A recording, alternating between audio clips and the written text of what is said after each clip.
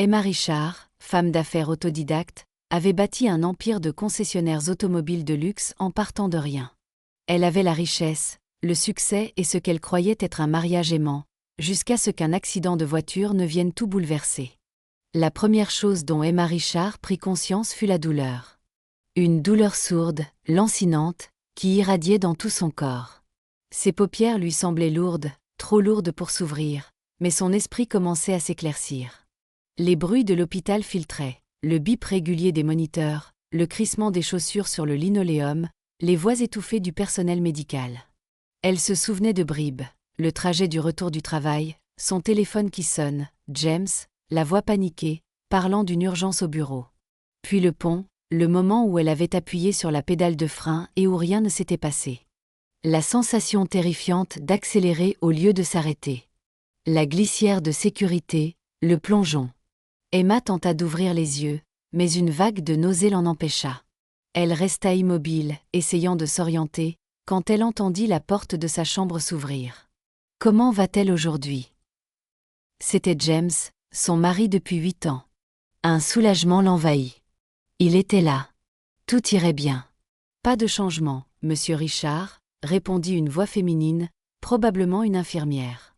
Le médecin passera sous peu pour discuter de son état. Merci. La voix de James semblait tendue, inquiète. Emma essaya de nouveau d'ouvrir les yeux, de signaler qu'elle était réveillée, mais son corps refusait d'obéir. Elle entendit l'infirmière partir, la porte se refermer doucement. Puis, de manière inattendue, elle entendit une seconde voix, une voix de femme, familière. Elle est toujours dans les vapes. La voix était feutrée, intime. Complètement inconsciente. Le médecin dit qu'elle ne se réveillera peut-être jamais. La voix de James avait complètement changé. Plus de tension, mais presque du soulagement. Alors, notre plan a fonctionné à merveille. La femme eut un petit rire. L'esprit d'Emma se figea. Cette voix. Vanessa, son assistante personnelle depuis 3 ans. La panne de frein a mieux marché que prévu, dit James, sa voix maintenant désinvolte, presque joyeuse. Maintenant, on attend juste que la nature suive son cours. Un léger froufrou de tissu, le bruit d'un baiser. Tu es génial, James. Je savais que tu y arriverais. Le cœur d'Emma se mit à battre la chamade, le moniteur à côté d'elle bipant un peu plus vite. Elle se força à respirer lentement, régulièrement, terrifiée qu'il ne remarque qu'elle était consciente. Attention, murmura James. Même comme ça, elle continue de nous causer des ennuis. Combien de temps devons-nous attendre? Demanda Vanessa, l'impatience claire dans sa voix. Pas longtemps. J'ai déjà parlé à ses avocats. Avec elle dans cet état, en tant que son mari, j'obtiens le contrôle de tout. Les concessionnaires, les propriétés, ses comptes. Absolument tout. Et une fois que tu auras le contrôle, insista Vanessa. Alors, nous aurons une conversation tragique avec les médecins sur sa qualité de vie et son souhait de ne pas être maintenu en vie par des machines, dit James d'une voix froide, calculatrice. Emma a toujours été très claire là-dessus, n'est-ce pas? Quelle chance elle a d'avoir un mari si attentif, qui se souvient de ses souhaits. Ils rirent ensemble, un son qui transperça le cœur d'Emma comme un coup de poignard. Je n'arrive toujours pas à croire à quel point c'était facile, dit Vanessa, se déplaçant dans la pièce. Emma pouvait entendre ses talons claquer sur le sol. Un appel pour une urgence au bureau, elle qui se précipite vers ce vieux pont où personne ne verrait rien. Le mécano que j'ai payé a fait de l'excellent boulot. La durite de frein coupée juste assez pour lâcher quand elle en aurait le plus besoin. Et avec sa voiture au fond de ce ravin, personne n'irait regarder de trop près une simple panne mécanique. Emma s'est sentie mal. L'accident de voiture n'était pas du tout un accident. Son mari avait essayé de la tuer, essayait toujours de la tuer. Et sa propre assistante était sa complice. Tu crois que quelqu'un se doute de quelque chose? Demanda Vanessa. Qui donc? Tout le monde sait que nous étions le couple parfait, ricana amèrement James. Il n'y a que toi et moi qui sachions quelle sorcière froide et contrôlante elle était vraiment. Toujours à travailler, toujours à développer l'entreprise, me traitant comme un simple employé plutôt que comme son mari. Eh bien, bientôt tu auras tout son argent sans avoir à la supporter, roucoula Vanessa. Et j'aurai enfin ce que je mérite, après l'avoir regardée parader comme si elle était si spéciale. Emma entendit le bruit d'un tiroir qui s'ouvrait. « Tu cherches ça ?» demanda James. « Ces boucles d'oreilles en diamant. Vanessa Glauser Dousement. Celles qu'elle ne me laissait jamais emprunter. Ça te dérange si je... Elles sont à toi maintenant, bébé. Tout ce qui était à elle est à nous maintenant. » Emma sentit une présence près de son lit, pouvait sentir le parfum distinctif de Vanessa. « J'ai toujours su qu'elle m'irait mieux de toute façon, » dit Vanessa, s'admirant probablement dans un miroir. À cet instant, Emma prit une décision qui allait tout changer. Elle n'ouvrirait pas les yeux. Elle ne leur ferait pas savoir qu'elle était consciente. Elle ferait semblant d'être dans le coma jusqu'à ce qu'elle puisse trouver un moyen de se protéger. Car si James découvrait qu'elle était réveillée, il trouverait sûrement un autre moyen de finir ce qu'il avait commencé. Le lendemain, Emma entendit la porte s'ouvrir et se fermer. Elle garda sa respiration régulière, son corps immobile. « Bonjour, Madame Richard. Je suis le docteur Patel. Je vais juste vérifier vos constantes. » Emma sentit des mains douces vérifier les moniteurs, ajuster quelque chose sur son bras. Elle entendit le médecin prendre des notes, son stylo grattant sur le papier. Il était seul. Ce pourrait être sa seule chance. Lentement, prudemment, Emma entr'ouvrit les yeux. La lumière était aveuglante après si longtemps dans l'obscurité. « Madame Richard » haleta le médecin en se penchant. Emma ouvrit complètement les yeux, regardant directement le médecin surpris. Elle leva un doigt tremblant vers ses lèvres. « S'il vous plaît, » chuchota-t-elle, la voix rauque par manque d'usage. « Ne dites à personne que je suis réveillée. » Le docteur Patel la dévisagea, choqué. « Madame Richard, c'est une nouvelle merveilleuse. Votre mari va être... » « Non !» croassa Emma avec urgence, lui agrippant le poignet avec une force surprenante. « Mon mari, c'est lui qui m'a fait ça. Lui et mon assistante. Ils ont essayé de me tuer. Je les ai entendus parler. » L'expression du docteur Patel passa de la joie à l'inquiétude. « Madame Richard, vous avez vécu une expérience traumatisante. Parfois, les patients éprouvent de la confusion ou... » « Les durites de frein, » insista Emma. « Il a payé quelqu'un pour saboter mes freins. Ils attendent que je meure pour prendre mon argent. S'il vous plaît, s'il sait que je suis réveillée, il essaiera encore. » Le médecin étudia attentivement son visage. « C'est une accusation très grave. »« Je sais, » murmura Emma, « mais je les ai entendus. Ils ne savaient pas que je pouvais tout entendre. S'il vous plaît, docteur Patel, j'ai besoin de temps. De temps pour trouver comment me protéger. » Le docteur Patel jeta un coup d'œil à la porte, puis de nouveau à Emma. « Si ce que vous dites est vrai, vous pourriez être en danger. »« Je sais que je le suis, » dit Emma, une larme coulant sur sa joue. « M'aiderez-vous » Après un long moment, le docteur Patel hocha la tête. « Je continuerai à dire qu'il n'y a aucun changement dans votre état. Mais, Madame Richard, je ne peux pas maintenir cette supercherie indéfiniment. Nous devons impliquer les autorités. »« Pas encore, » plaida Emma. « James a des relations dans la police locale. J'ai d'abord besoin de preuves. S'il vous plaît, donnez-moi juste du temps. »« Je vous aiderai, » finit par accepter le docteur Patel. « Mais seulement pour une courte période. Et si, à un moment quelconque, je crois que vous êtes en danger immédiat, je devrais agir. »« Merci, » chuchota Emma, fermant les yeux alors qu'ils entendaient des bruits de pas approcher. Au moment où James entra dans la pièce, Emma paraissait de nouveau complètement inconsciente, et Patel vérifiait calmement son dossier. « Des changements, docteur ?» demanda James, sa voix parfaitement calibrée pour paraître inquiète. « Pas de changement significatif, monsieur Richard, » répondit le docteur Patel, et Emma fut stupéfaite de la constance de sa voix. « Son état reste stable, mais inchangé. »« Je vois, » dit James, et Emma pouvait entendre la déception qu'il essayait de masquer. « Combien de temps pensez-vous qu'elle restera comme ça ? » C'est impossible à dire. Les lésions cérébrales sont imprévisibles. Certains patients se réveillent après des jours, d'autres après des mois ou des années. Certains, malheureusement, ne reprennent jamais conscience. Et quelles sont ses chances de se réveiller, je veux dire ? Le docteur Patel marqua une pause. Étant donné l'étendue de ses blessures et le temps écoulé sans amélioration, je dirais que les chances sont de plus en plus minces. Mais nous ne perdons pas espoir, monsieur Richard. Bien sûr que non, dit James suavement. J'ai juste besoin d'être réaliste quant à ses soins et à ce qu'elle aurait voulu. Je comprends. Nous pourrons discuter des options dans mon bureau plus tard cette semaine. Pour l'instant, parlez-lui. Certains patients peuvent entendre, même dans cet état. Emma sentit presque James se raidir. Ils peuvent. Sa voix avait maintenant une pointe d'agressivité. Certaines recherches suggèrent que c'est possible, bien que dans le cas de Madame Richard, étant donné la nature de son activité cérébrale, il est peu probable qu'elle traite beaucoup d'informations, voire aucune.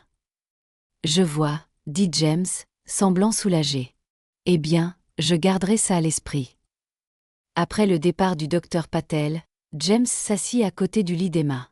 Elle pouvait le sentir la regarder, et il lui fallut toute sa volonté pour garder sa respiration régulière, son visage détendu.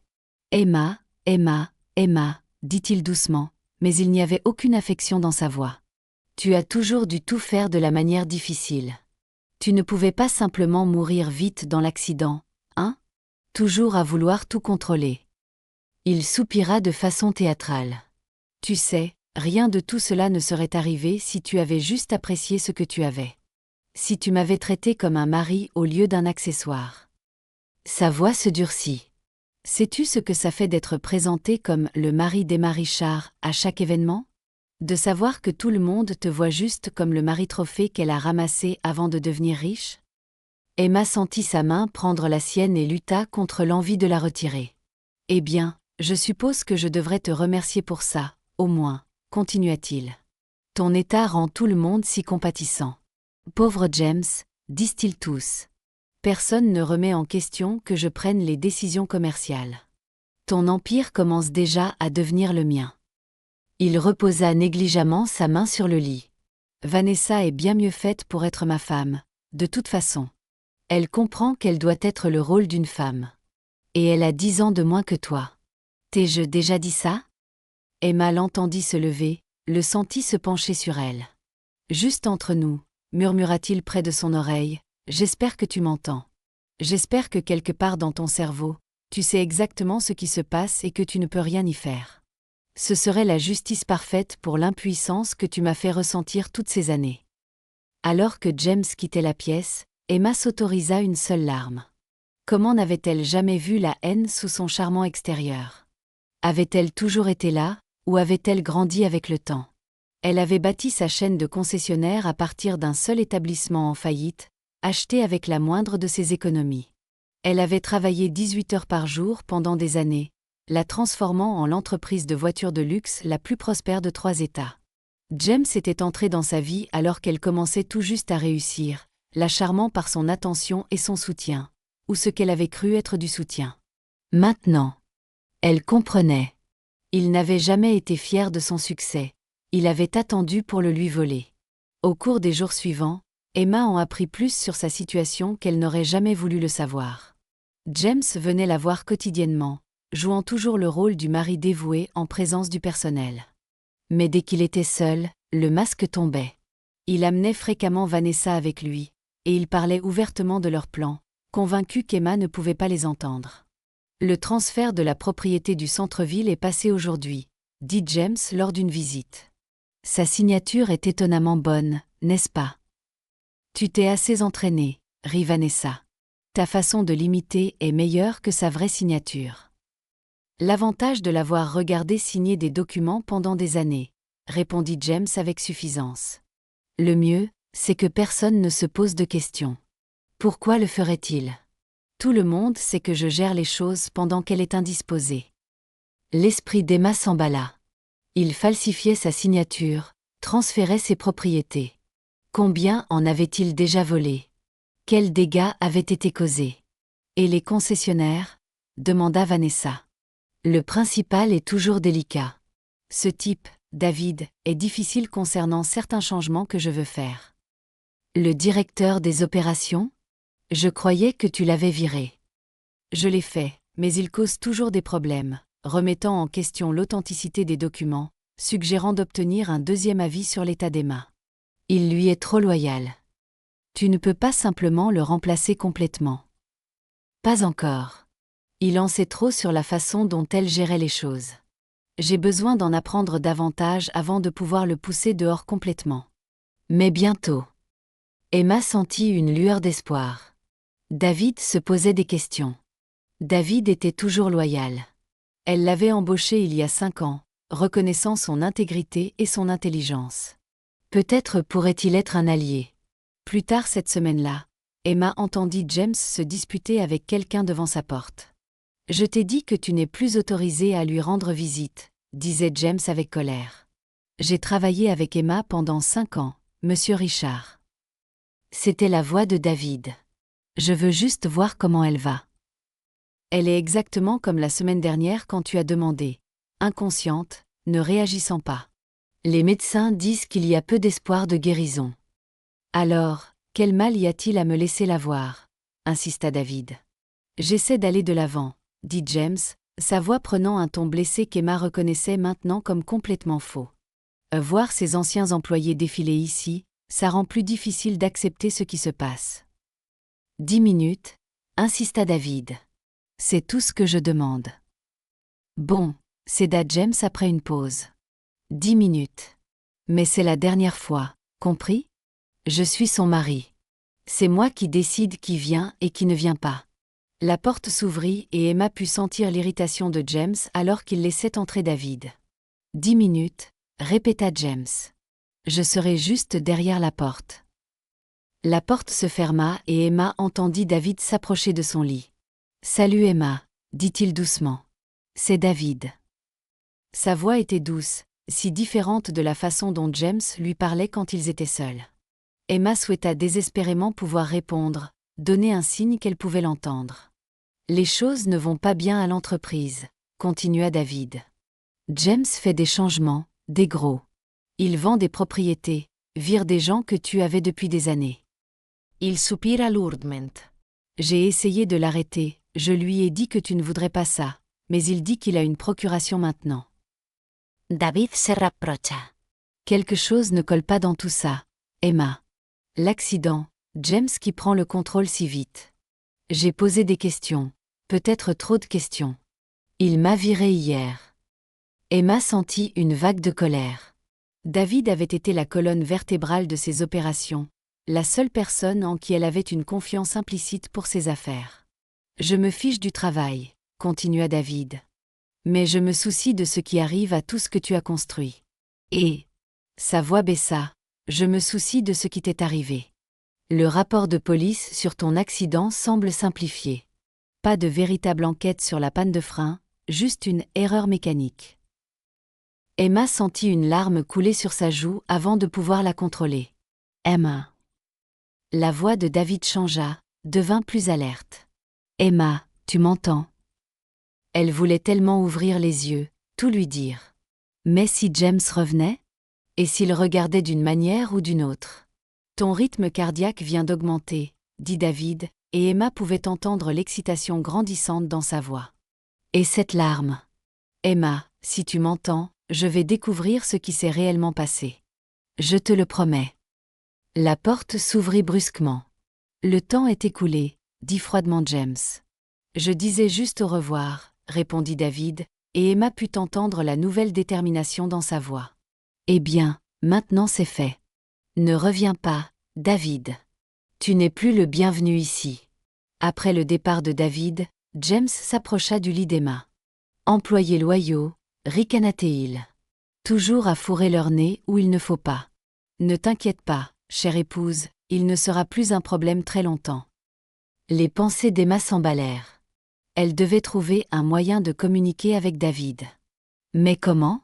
Comment pourrait-elle le contacter sans que James ne découvre qu'elle était consciente ?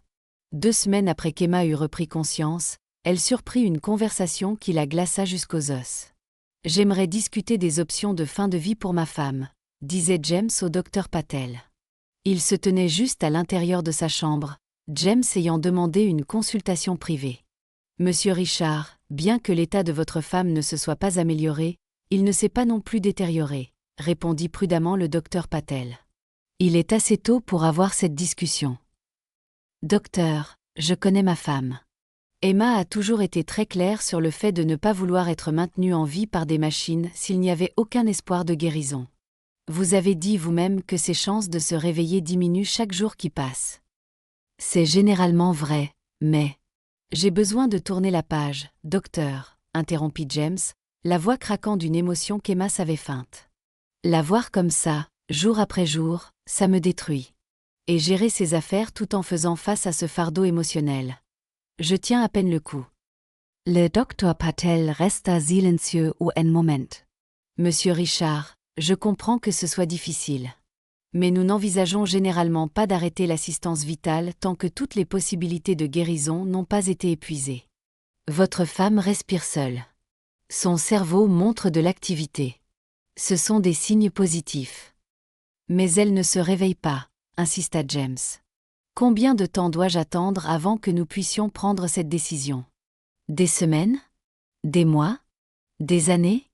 Ce n'est pas ce qu'Emma voudrait. Soyons clairs, dit fermement le docteur Patel. En tant que son médecin, je ne soutiendrai pas un arrêt des soins à ce stade. Ce serait prématuré et, à mon avis professionnel, inapproprié. Je vois, dit James, sa voix se refroidissant.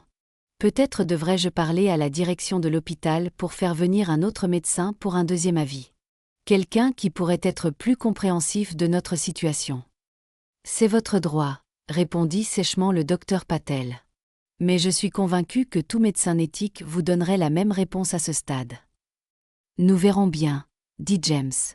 Merci pour votre temps, docteur. Après le départ du docteur Patel, James s'approcha du lit d'Emma.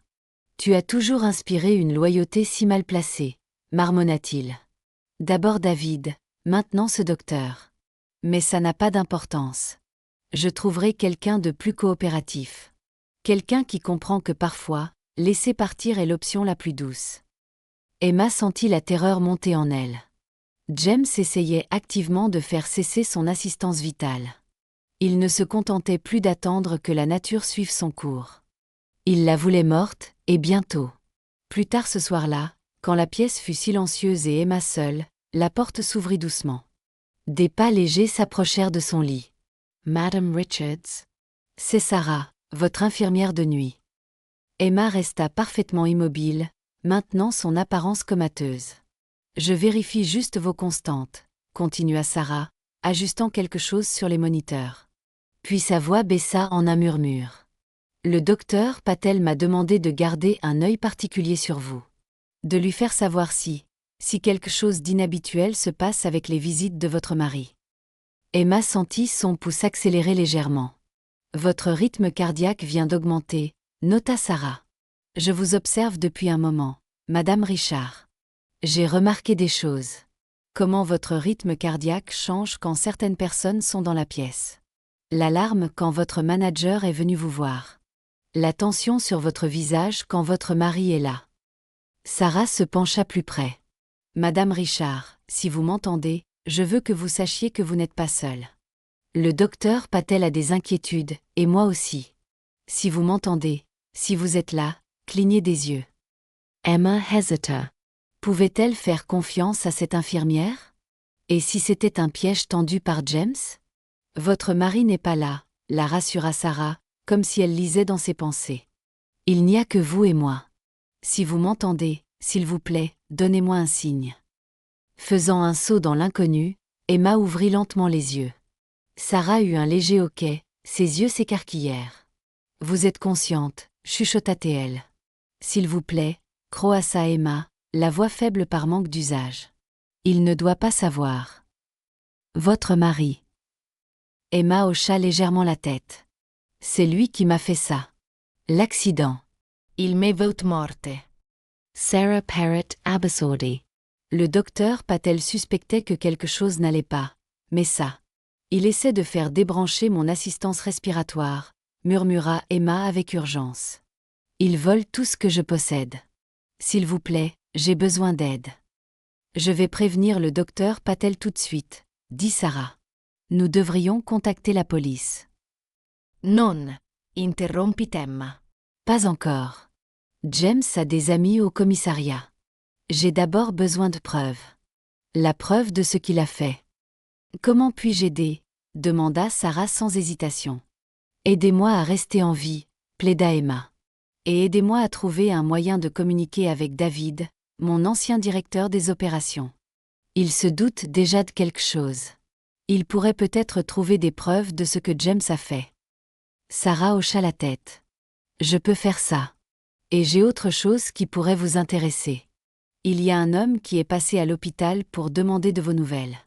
La sécurité continue de le refouler parce qu'il n'est pas sur votre liste de visiteurs autorisés. Un homme ? Qui ? Il dit s'appeler Max. Il dit qu'il était là quand votre voiture est sortie du pont. Qu'il vous a sorti avant que la voiture n'explose. Votre mari a raconté à tout le monde que vous aviez été secouru par les services d'urgence, mais cet homme insiste que c'était lui. Emma sentit un xoc de reconeixença. Elle avait un vague souvenir de mains rudes la tirant de l'épave, un visage barbu se penchant sur elle, lui disant de tenir bon. « Trouvez-le » murmura Emma. « S'il vous plaît. »« Je le ferai » promit Sarah. « Et en attendant, je vous aiderai à reprendre des forces quand personne n'est là. Si votre mari prépare ce que vous dites, vous devrez être prête. » Pour la première fois depuis qu'elle s'était réveillée dans son cauchemar, Emma sentit une lueur d'espoir. Elle n'était plus seule. Elle avait des alliés maintenant. Elle avait juste besoin de rester en vie assez longtemps pour exposer la vérité. Le lendemain matin, alors qu'Emma était seule, Sarah se glissa dans sa chambre, portant un petit sac de sport. « Bonjour », chuchota-t-elle, vérifiant que la porte était bien fermée. « J'ai apporté quelques trucs pour votre kinésithérapie. » Emma ouvrit les yeux, s'émerveillant encore de la simple liberté de pouvoir le faire quand c'était sûr. « Des nouvelles de Max ? » « Je l'ai trouvé », confirma Sarah, sortant de petits haltères et des bandes de résistance de son sac. « Il vit sous le pont où votre accident a eu lieu.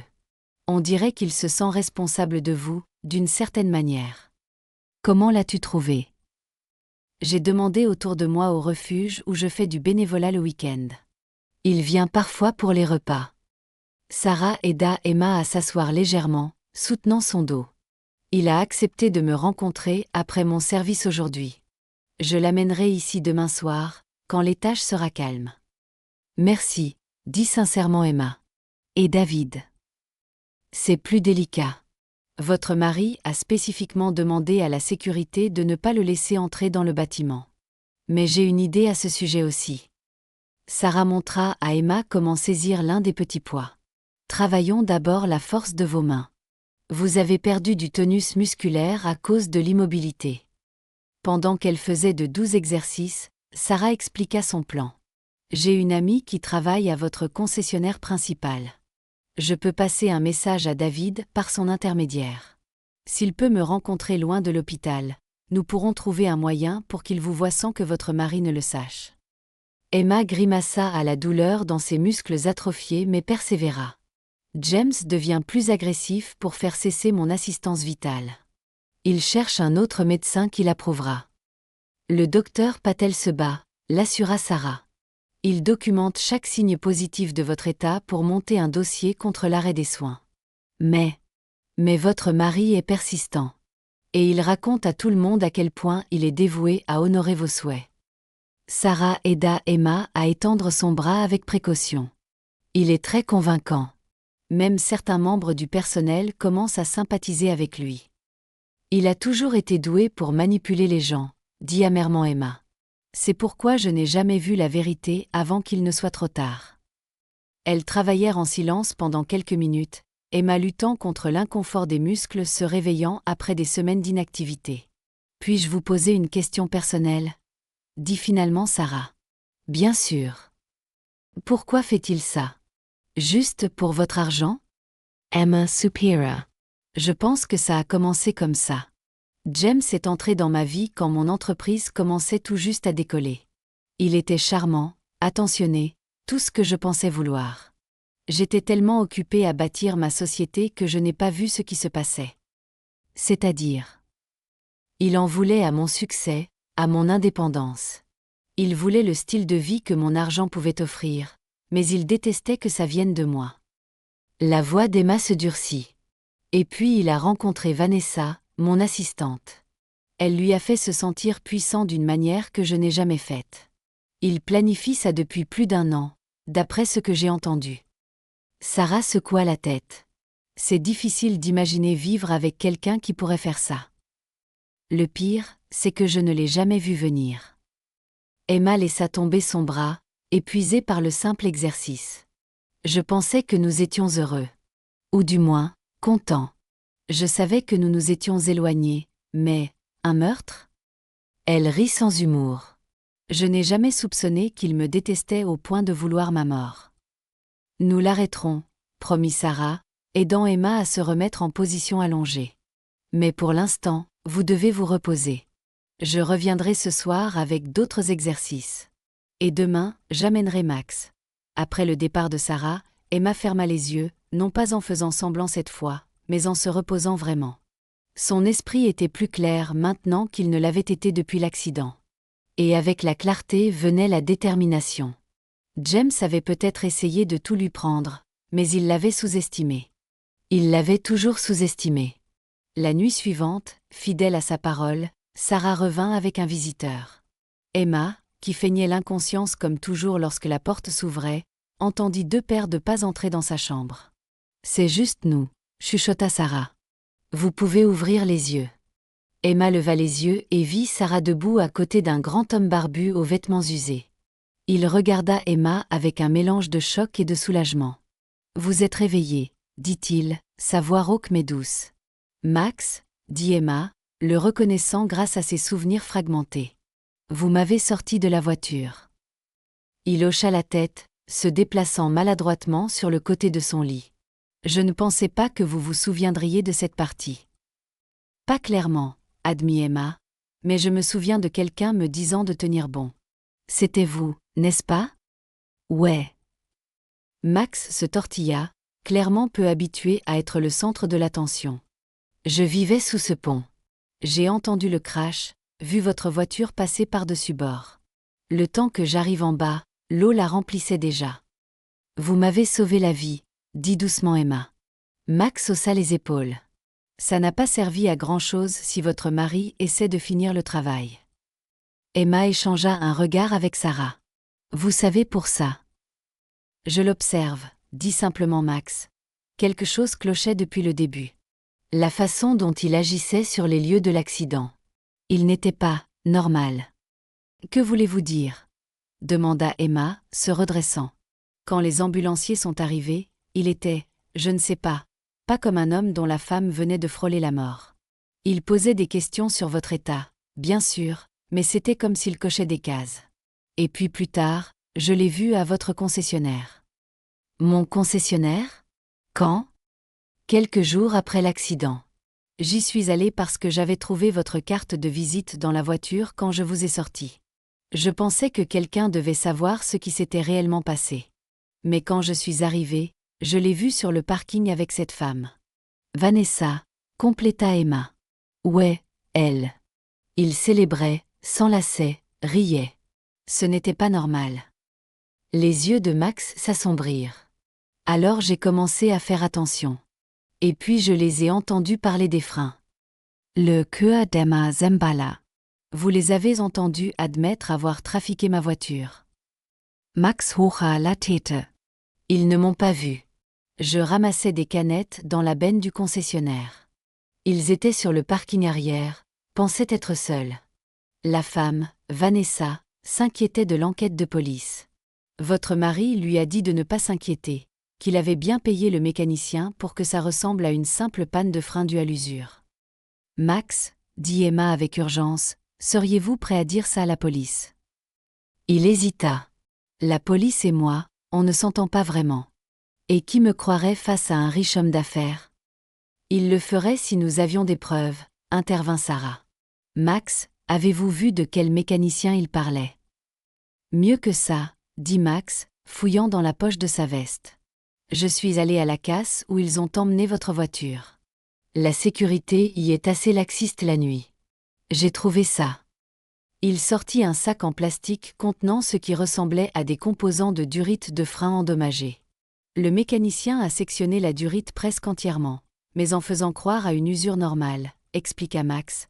Ces pièces ont encore les marques d'outils dessus. Un expert légiste pourrait prouver que ce n'était pas une défaillance accidentelle. Emma regarda les preuves avec stupéfaction. Max, je ne sais pas quoi dire. Ne dites rien pour l'instant, répondit-il, rangeant soigneusement les pièces. Nous devons encore les coincer en train d'admettre ce qu'ils ont fait. Votre parole contre la sienne ne suffit pas, et ces pièces seules ne prouveront pas qui a fait le sabotage. Sarah toucha l'épaule d'Emma. J'ai d'autres nouvelles. J'ai fait passer un message à David. Il va me rencontrer demain au café d'en face. Je lui ai dit que c'était à votre sujet, mais je n'ai pas encore tout expliqué. Bien, dit Emma, son esprit fourmillant de possibilités. Nous devons être prudents sur ce que nous partageons et avec qui. James a falsifié ma signature sur des documents. David pourrait peut-être aider à le prouver. Il y a autre chose que vous devriez savoir. Dit Sarah avec hésitation. Votre mari est passé plus tôt aujourd'hui pendant que vous dormiez. Il était avec un autre médecin, un spécialiste d'un autre hôpital. Il discutait de votre état, et le nouveau médecin semblait beaucoup plus favorable à l'idée d'arrêter les soins. Emma sentit une peur glaciale l'envahir. Quand ? Je ne suis pas sûre, mais d'après ce que j'ai entendu, il parle de prendre une décision d'ici la fin de la semaine. Alors nous n'avons pas beaucoup de temps, dit fermement Emma. Nous devons coordonner nos efforts. Sarah, quand vous rencontrerez David demain, mettez-le au courant, mais soyez prudente. Si James se doute de quelque chose, il pourrait accélérer ses plans. Je sarai pradant, promit Sarah. Max, continua Emma, pouvez-vous garder ces composants de frein en sécurité ? Ce sont nos meilleures preuves matérielles. Il hocha la tête. Je les ai cachés là où personne ne les trouvera. Bien. Et je dois continuer à reprendre des forces, dit Emma, la détermination durcissant sa voix. Quand le moment viendra d'affronter James, je dois être prête. Alors qu'ils finalisaient leur plan, Emma ressentit quelque chose qu'elle n'avait pas éprouvé depuis avant l'accident, un but. Elle ne survivait plus seulement, elle se battait. Et avec ses alliés inattendus à ses côtés, elle avait enfin une chance d'obtenir justice.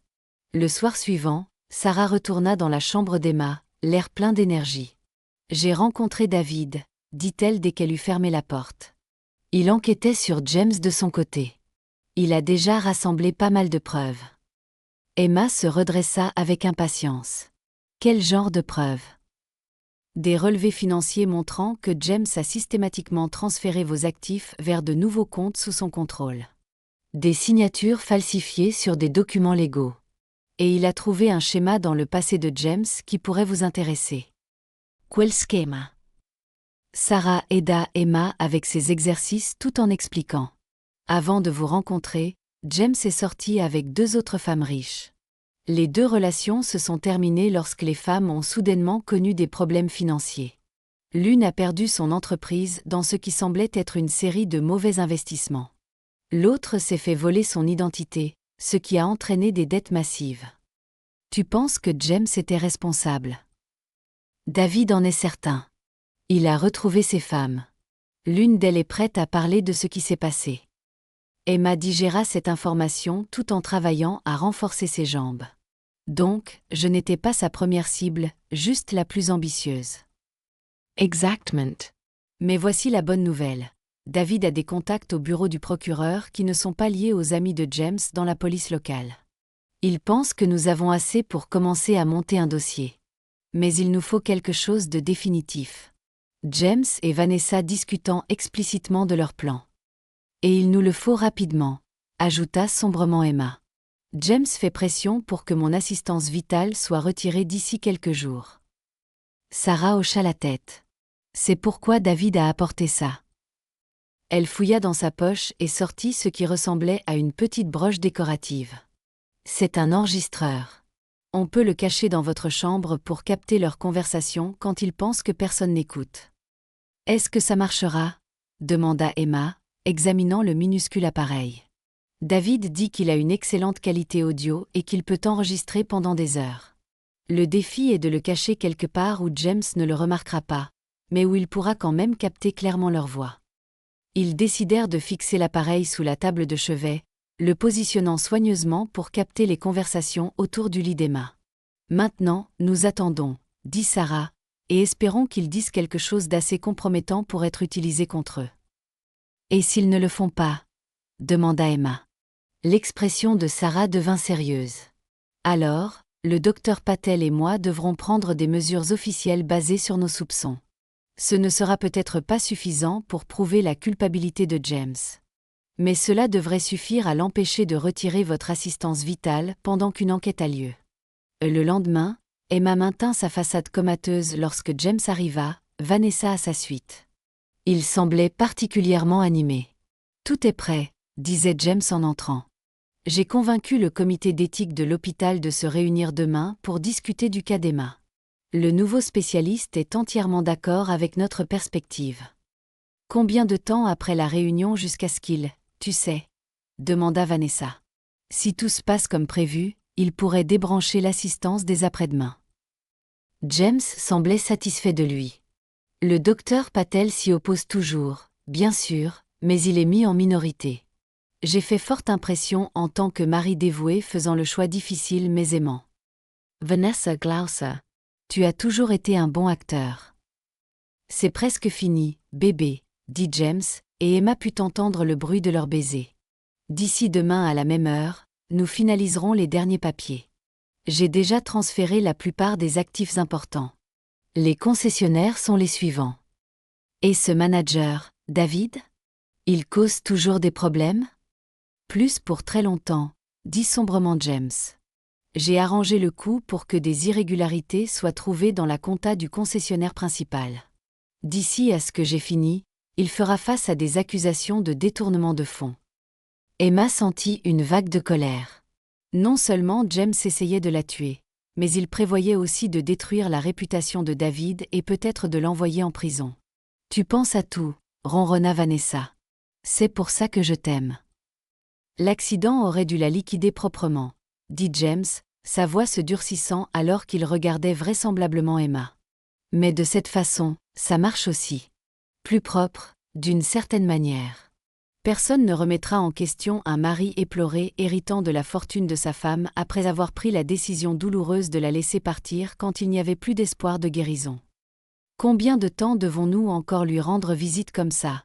Se plaignit Vanessa. C'est déprimant. Juste jusqu'à ce que ce soit fini. Nous devons maintenir les apparences.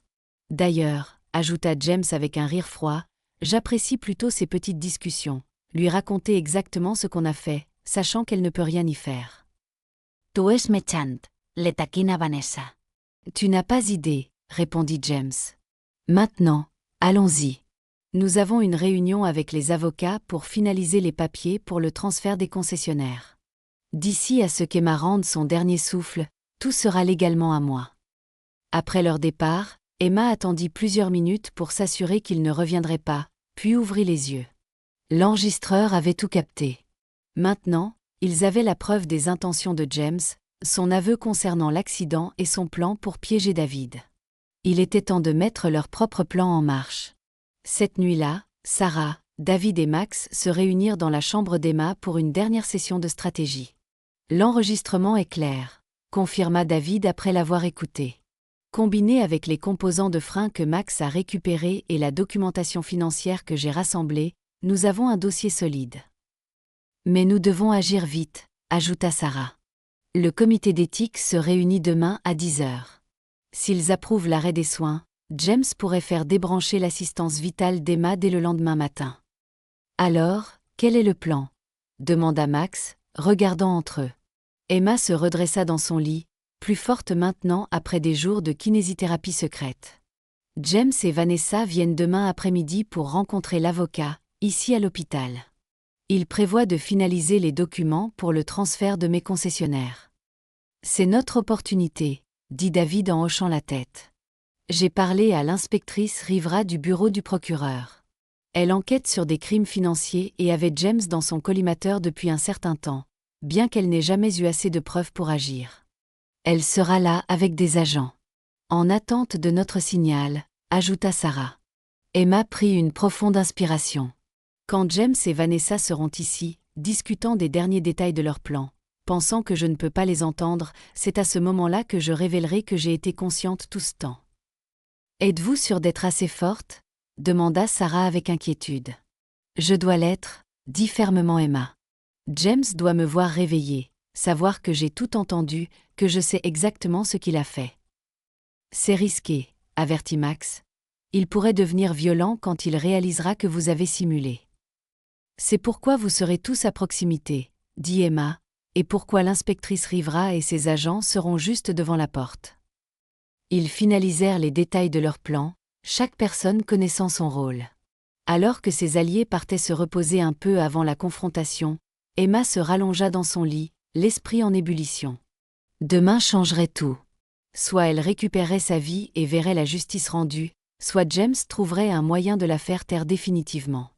Quoi qu'il en soit, la comédie serait enfin terminée. Le lendemain matin se leva avec une énergie tendue. Emma suivit sa routine habituelle de feindre l'inconscience pendant le changement d'équipe et les tournées matinales. Le docteur Patel vint pour son examen, lui parlant normalement pour le bénéfice de tout observateur, tout en lui glissant des mises à jour à voix basse. Le comité d'éthique se réunit maintenant, murmura-t-il en vérifiant ses constantes. J'ai présenté toutes les preuves médicales contre l'arrêt des soins, mais le nouveau spécialiste de James est assez persuasif, et James lui-même a fait tout un numéro sur le respect de vos souhaits. Emma lui serra légèrement la main en signe de reconnaissance. L'inspectrice Rivera est en position, continua doucement le docteur Patel. Elle a des agents postés dans tout l'étage, habillés en personnel hospitalier. Personne ne les reconnaîtra. Après son départ, Emma se concentra sur le contrôle de sa respiration et sur le maintien de son calme. Tout dépendait du timing maintenant. Sarah l'avait aidé à appliquer un minimum de maquillage tôt ce matin-là. Assez pour lui donner un peu de couleur, mais pas assez pour que James le remarque. L'enregistreur était en place, avec une batterie neuve pour s'assurer qu'il capterait tout. Vers midi, Sarah se glissa pour donner une mise à jour à Emma. Le comité d'éthique a approuvé l'arrêt des soins, dit-elle sombrement. Ils l'ont programmé pour demain matin à 9h. Emma sentit un frisson la parcourir. Alors c'est notre seule chance. James et Vanessa viennent à 14h avec l'avocat. David et Max sont déjà en position. L'inspectrice Rivera a examiné toutes nos preuves et est prête à procéder à des arrestations sur la base de ce qu'elle a déjà. Mais l'enregistrement que nous obtiendrons aujourd'hui scellera l'affaire.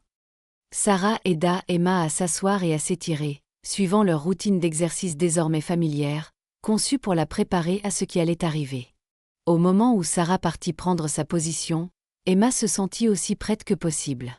À 14h précises, Emma entendit la voix de James dans le couloir, ainsi que celle de Vanessa et une troisième voix qu'elle ne reconnut pas, probablement l'avocat. Elle se réinstalla dans sa position comateuse, les yeux fermés, la respiration régulière, le visage détendu. La porte s'ouvrit et 3 personnes entrèrent. Comme vous pouvez le voir, maître, l'état de ma femme reste inchangé, disait James, sa voix portant cette note parfaite de chagrin étudié. Le comité d'éthique a approuvé l'arrêt des soins pour demain matin. Je comprends, monsieur Richard, répondit l'avocat. Et vous êtes certain que c'est ce que votre femme aurait voulu? Absolument, affirma James. Emma a toujours été claire sur le fait de ne pas vouloir de mesures extraordinaires s'il n'y avait aucun espoir de guérison. Aussi douloureux que ce soit, j'honore ses souhaits. Très bien, dit l'avocat. Revoyons les documents de transfert finaux pour les concessionnaires. Une fois signés, tous les actifs commerciaux de Madame Richard seront légalement sous votre contrôle. Emma entendit le froufrou des papiers, le grincement des chaises alors qu'il s'installait près de son lit. Juste pour confirmer, continua l'avocat, ces transferts sont effectués en vertu de la procuration que Madame Richard vous a accordée avant son accident. C'est exact, mentit suavement James. Emma me faisait une confiance implicite pour toutes ses affaires. Emma n'avait jamais signé un tel document, et ils le savaient tous. La procuration que James utilisait était un faux, comme tant d'autres documents. Le timing est heureux, remarqua l'avocat. Avoir ces transferts terminés avant la procédure de demain simplifiera considérablement la succession. Oui, en effet, approuva James. Emma aurait voulu une transition nette, avec un minimum de perturbations pour les entreprises qu'elle a bâties. L'hypocrisie désinvolte de ces paroles fit bouillir le sang d'Emma. Mais elle maintint sa façade tandis que l'avocat guidait James à travers les documents, expliquant diverses clauses et exigences. Vanessa s'impazienta. Pourrions-nous accélérer un peu? Demanda-t-elle sèchement. Cette pièce est déprimante. Vanessa la réprimanda doucement James. Un peu de respect. Pourquoi? Ricana doucement Vanessa. Elle ne peut pas nous entendre, et d'ici demain à la même heure, elle ne sera plus là de toute façon. Quand même, dit l'avocat, l'air mal à l'aise. Peut-être devrions-nous continuer cela dans la salle de consultation. Pas besoin, dit fermement James. Je veux être ici avec ma femme. Continuons. Ils passèrent en revue d'autres documents, James posant des questions occasionnelles sur divers points juridiques. Emma contrôlait soigneusement sa respiration, attendant le bon moment. Finalement, l'avocat dit « Voilà le dernier, monsieur Richard. Si vous voulez bien signer ici, le transfert sera complet. » Avec plaisir, répondit James. Emma pouvait l'imaginer signant avec emphase, réalisant enfin ce qu'il planifiait depuis si longtemps. C'était le moment d'agir. Et si Madame Richard devait se rétablir de manière inattendue? Demanda l'avocat, presque après coup. Il y eut une pause, puis James rit doucement. Elle ne le fera pas. Mais hypothétiquement, insista l'avocat, ces transferts seraient sujets à contestation si elle reprenait conscience et les contestait. Croyez-moi, maître, dit froidement James, ce ne sera pas un problème après-demain. Je veux simplement être clair sur toutes les possibilités, insista l'avocat. En tant que votre conseiller juridique. L'accident aurait dû la tuer, interrompit Vanessa avec impatience. Nous n'aurions même pas cette conversation si la durite de frein avait lâché correctement. Vanessa, zefla James. Pas maintenant. Quoi? C'est votre avocat, non? Et elle ne peut pas nous entendre. La voix de Vanessa se rapprocha du lit d'Emma. Regardez-la. Complètement partie. Juste une coquille vide qui prend de la place.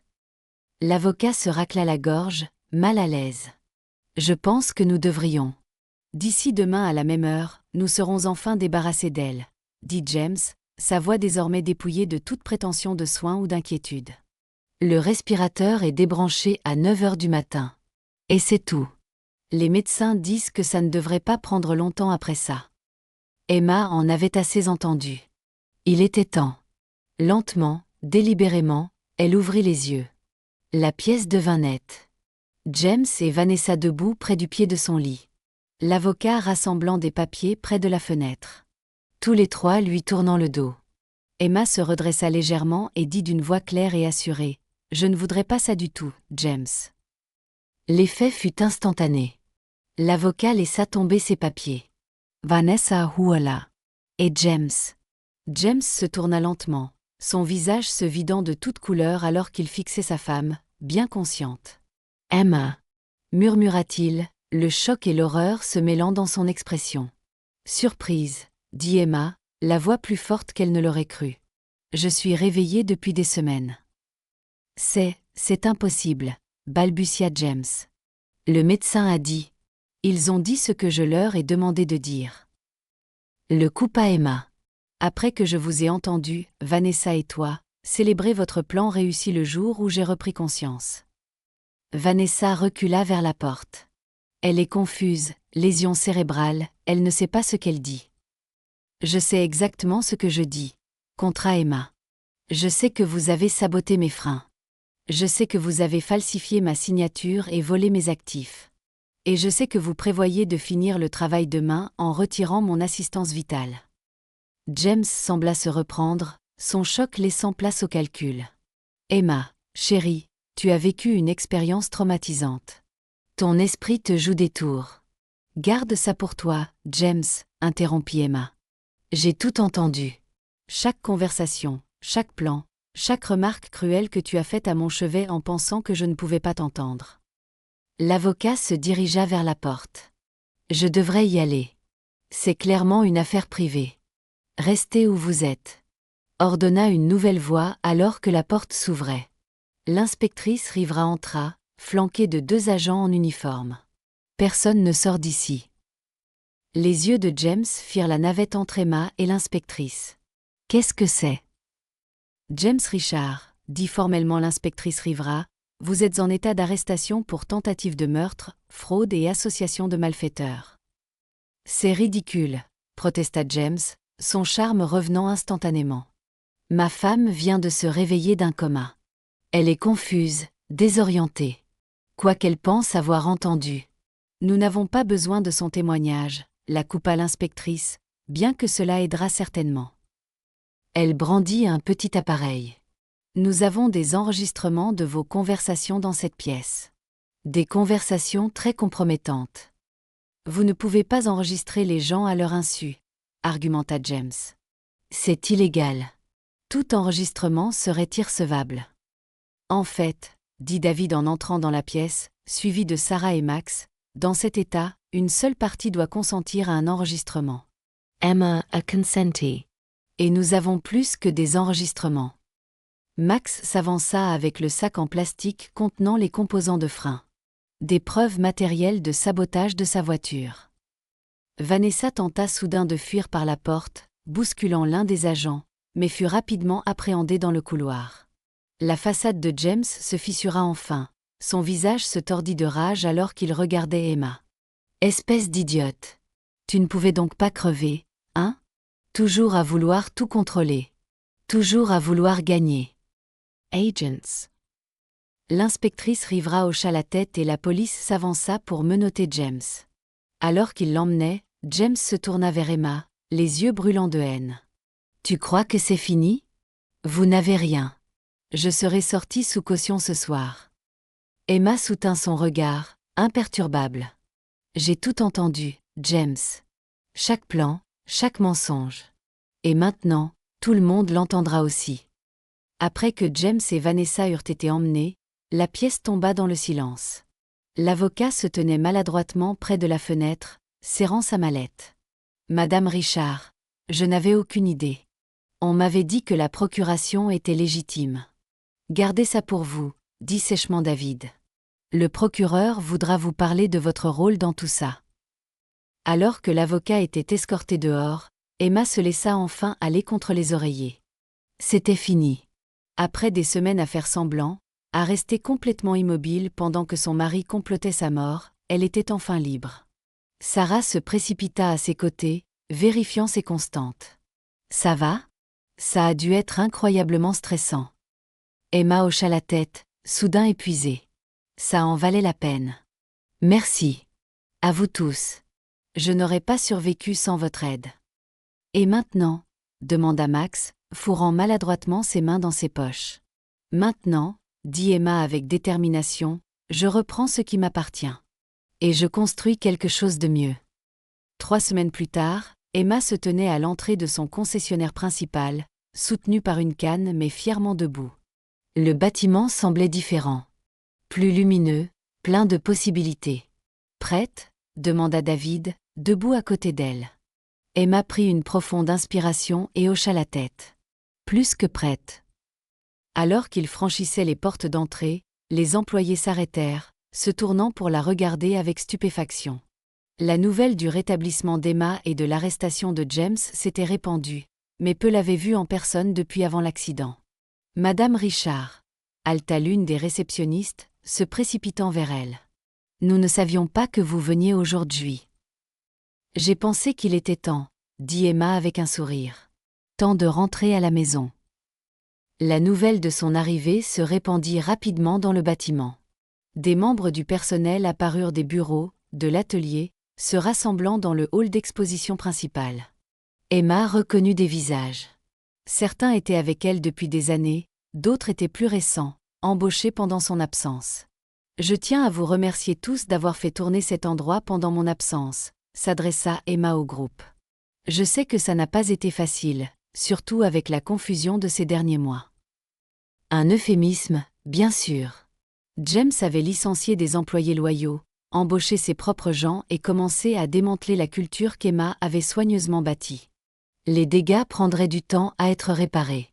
Je veux aussi vous présenter, ou représenter pour certains d'entre vous, David Chen, continua Emma en désignant son acolyte. Comme vous l'avez peut-être entendu, David a joué un rôle déterminant dans la découverte de ce qui s'est réellement passé lors de mon accident. À compter d'aujourd'hui, il est officiellement mon directeur des opérations. Des applaudissements éclatèrent, surtout de la part des employés de longue date qui connaissaient et respectaient David. Il y aura des changements dans les semaines à venir, continua Emma. Une restructuration nécessaire. Mais je veux que vous sachiez tous que cette entreprise est de nouveau entre mes mains. Et ensemble, nous allons la rendre plus forte qu'avant. Après la réunion improvisée, Emma s'installa dans son bureau, désormais débarrassée des affaires de James, avec David pour discuter des prochaines étapes. Les experts comptables ont retrouvé la plupart des actifs que James a transférés, rapporta David. Nous devrions pouvoir récupérer environ 80% de ce qu'il a pris. C'est mieux que ce à quoi je m'attendais, admit Emma. Et la situation juridique? Le procureur monte un dossier solide. James et Vanessa se sont vus refuser la libération sous caution. Le risque de fuite était trop élevé, et les accusations de tentative de meurtre sont graves. Le témoignage de Max sur le sabotage des freins est crucial, et les enregistrements de votre chambre d'hôpital sont accablants. Emma hocha la tête, regardant par la fenêtre le plancher du concessionnaire. Hey Max, comment va-t-il avec son nouveau travail? David Surratt. Étonnamment bien. Il a commencé au service de nettoyage, mais il a montré des aptitudes pour la mécanique. Le chef d'atelier veut le faire passer au vidange et à l'entretien de base. Assurez-vous qu'il reçoive toute la formation dont il a besoin, dit Emma. Après ce qu'il a fait pour moi, trouver ses pièces de frein, risquer sa sécurité, je lui dois une vraie chance. Déjà arrangé, l'assura David. Et Sarah a appelé. Elle voulait savoir si vous veniez toujours dîner vendredi. Emma Surratt. Pendant sa convalescence, elle s'était rapprochée de l'infirmière qui avait risqué son emploi pour aider à exposer le plan de James. Leur amitié avait été inattendue mais précieuse, l'un des rares résultats positifs de toute cette épreuve. Dis-lui que je ne manquerai ça pour rien au monde, répondit Emma. Maintenant, parlons de cette idée de fondation que j'ai mentionnée. Au cours du mois suivant, Emma reprit progressivement sa vie. La convalescence physique fut difficile. Son corps s'était affaibli pendant son séjour à l'hôpital, malgré les séances de kinésithérapie secrète de Sarah. Mais sa détermination ne faiblit jamais. La procédure judiciaire avança. James et Vanessa furent inculpés de tentative de meurtre, de fraude, de faux et usage de faux, et d'association de malfaiteurs. Les preuves contre eux étaient accablantes. Les composants de frein avec des signes évidents de sabotage, les enregistrements de leurs conversations, les relevés bancaires montrant les transferts frauduleux, et le témoignage du mécanicien que James avait payé pour saboter la voiture d'Emma. Le mécanicien, confronté à ses propres accusations, avait accepté de témoigner contre James en échange d'une peine réduite. Son récit détaillé de la façon dont James l'avait approché, de ce qu'il avait été payé et de ce qu'il avait fait exactement pour s'assurer que les freins lâcheraient sous haute pression, c'est là l'affaire. 6 mois après qu'Emma eut ouvert les yeux pour la première fois et entendu son mari comploter sa mort, elle organisa une petite réunion chez elle. Pas le manoir qu'elle avait partagé avec James, mais un nouvel endroit, moderne et ouvert, sans aucun des souvenirs douloureux de son ancienne vie. Sarah arriva la première, apportant une bouteille de vin et une étreinte chaleureuse. « Tu es magnifique », dit-elle en reculant pour admirer le rétablissement d'Emma. La canne a disparu depuis la semaine dernière, et la kiné intensive a finalement payé. David et sa femme arrivèrent ensuite, suivis de Max, presque méconnaissable avec des vêtements propres, sa barbe soigneusement taillée, son visage plus sain après des mois de repas réguliers et d'un logement stable. « L'endroit est super », dit Max maladroitement, clairement toujours mal à l'aise dans les situations sociales, mais faisant un effort. « Merci », répondit chaleureusement Emma. « Et le nouvel appartement ? » « Je m'habitue encore à avoir 4 murs et un toit », admit Max avec un petit sourire. « Mais c'est bien. Vraiment bien. » Emma les conduisit sur la terrasse surplombant les lumières de la ville. Alors qu'ils s'installaient dans des fauteuils confortables, elle ressentit une paix qu'elle n'avait pas connue depuis longtemps. « J'ai des nouvelles », annonça-t-elle une fois qu'ils eurent tous une boisson à la main. « La Fondation Emma Richard est officiellement lancée. Notre première initiative sera un partenariat avec le refuge du centre-ville pour offrir une formation professionnelle et un logement de transition aux sans-abri.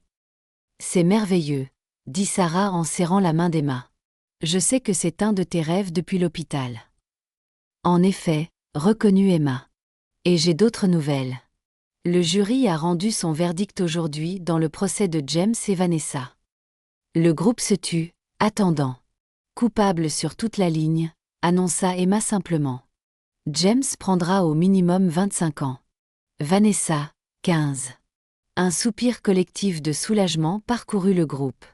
Justice avait été rendue. À de nouveaux départs, proposa David en levant son verre. Et à des amitiés inattendues, ajouta Emma, regardant autour d'elle les alliés improbables qui étaient devenus ses amis les plus proches. Sans vous, je ne serais pas là. Vous ne m'avez pas seulement sauvé la vie, vous m'avez aidé à en construire une meilleure. Alors que la soirée se poursuivait, Emma s'isola un moment, debout au bord de sa terrasse, contemplant les lumières de la ville. Elle réfléchit à la façon dont sa vie avait complètement changé. Elle avait perdu son mariage, découvert une terrible trahison et affronté la mort. Mais dans ce processus, elle avait trouvé quelque chose de bien plus précieux. Des gens qui l'avaient soutenue, non pas pour ce qu'elle pouvait leur donner, mais pour qui elle était vraiment. Sarah la rejoignit près de la balustrade. « À quoi tu penses » Emma sourit. « Je pensais juste à la façon étrange dont la vie fonctionne. James pensait qu'il me prenait tout, mon entreprise, ma richesse, ma vie. Mais en essayant de me détruire, il m'a en fait donné quelque chose d'inestimable. »« Qu'est-ce que c'est » demanda Sarah. « La clarté », répondit Emma. « Sur ce qui compte, sur qui compte. » Elle jeta un coup d'œil à Sarah, leurs regards se rencontrant avec une compréhension tacite. L'amitié qui avait commencé dans cette chambre d'hôpital s'était transformée en quelque chose de plus profond, de plus significatif que ce à quoi l'une ou l'autre s'attendait. « Je revivrai tout ça, » dit doucement Emma, si cela signifiait finir exactement ici. Le lendemain matin, Emma se rendit elle-même à l'hôpital pour un dernier contrôle. En traversant les couloirs où elle avait autrefois été confinée, elle ressentit une étrange gratitude. Cet endroit avait été sa prison, mais aussi l'endroit où elle avait trouvé la force de se battre. Le docteur Patel l'accueillit avec un sourire chaleureux. « Madame Richard, c'est bon de vous voir debout et active. Comment vous sentez-vous » ? « Mieux que jamais depuis des années, » répondit Emma sincèrement. « Et s'il vous plaît, appelez-moi Emma. » Après un examen approfondi, le docteur Patel la déclara complètement rétablie physiquement. « Vous êtes en excellente santé. Et mentalement, eh bien, vous avez fait preuve d'une résilience remarquable. »« J'ai eu de l'aide, » reconnut Emma. « Des gens bien qui se sont manifestés quand j'en avais le plus besoin. » Alors qu'Emma s'apprêtait à partir, le docteur Patel hésita. « Vous savez, de toutes mes années de pratique, je n'ai jamais rien vu de tel que votre cas. La femme qui a dû faire semblant d'être dans le coma pour sauver sa propre vie. » Emma sourit. Parfois, faire le mort est le seul moyen de vraiment commencer à vivre. Plus tard dans la journée, Emma quitta l'hôpital pour la dernière fois, avec Sarah à ses côtés.